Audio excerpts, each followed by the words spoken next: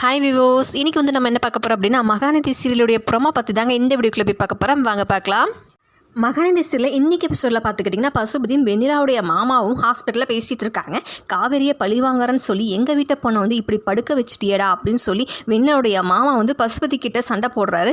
அப்போ எதிர்ச்சியாக பார்த்துட்டுனா குமரன் அங்கே வர்றாரு. அவங்க பேசுகிறத வீடியோவும் எடுக்கிறாரு. அதுக்கப்புறம் பார்த்திங்கன்னா பசுபதி வந்து சொல்கிறாரு, அவள் கோவமாக என் சட்டையை பிடிச்சா, அதனால தான் எனக்கு கோவம் வந்துருச்சு, அதனால தான் சட்டுன்னு அவளை வந்து கீழே தள்ளிட்டேன் அப்படின்னு சொல்கிறாரு பசுபதி.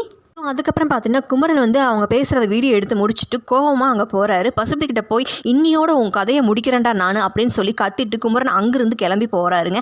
அதுக்கப்புறம் குமரன் வந்து கிளம்பி போகும்போது வழியில் பார்த்துக்கிட்டிங்கன்னா போயிட்டு இருக்கும்போது வந்து காவேரி கிட்ட ஃபோன் பேசிகிட்டு இருக்காரு. அப்போ வந்து காவேரி கிட்ட எல்லா உண்மையும் சொல்கிறாரு. வெண்ணிலா வந்து சூசைட் அட்டன் பண்ணல, பசுபதியாக வந்து மாடியிலேருந்து கீழே தள்ளி விட்டுருக்கான் அப்படின்னு வந்து காவேரி கிட்ட வந்து சொல்லிட்டு இருக்கும்போதே பார்த்துட்டிங்கன்னா குமரனோட பைக்கை வந்து பின்னாடி இருந்து யாரோ இடிக்கிறாங்க. பார்த்தீங்கன்னா கார் இடிக்குது. உடனே குமரனும் கீழே விழுந்து அவருடைய ஃபோனும் உடஞ்சு போயிடுது.